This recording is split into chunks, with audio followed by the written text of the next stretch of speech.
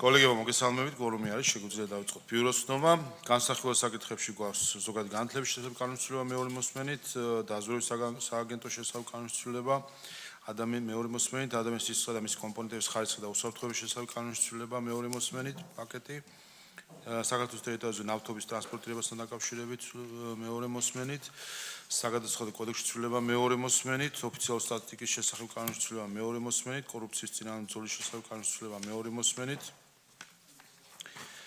შეეხება საორგანიზაციო საკითხებს, იუსტიციის სამინისტროს მიერ არის წარმოდგენილი 2025 წლის ანგარიში ადამიანის უფლებათა ევროპული სასამართლოს მიერ საქართველოს მიმართ გამოტანილი გადაწყვეტილებების აღსრულების შესახებ.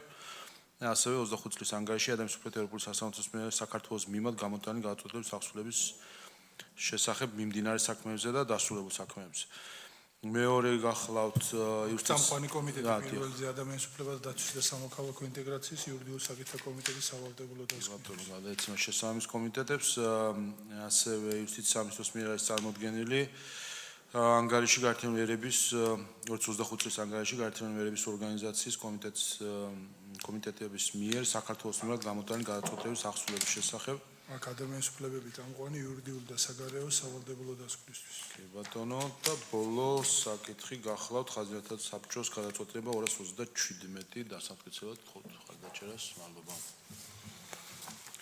სხვა საკითხები თუ არ არის გადავინახოთ დარბაზში. დღეს ერთი ბიურო დაგჭირდება კიდე, ვინაიდან კოლეგებო, ერთი ბიურო დაგჭირდება კიდე დაახლოებით 1 საათში, საათ ნახევარში, რომ განვიხილოთ დაჩქარებული პროექტები.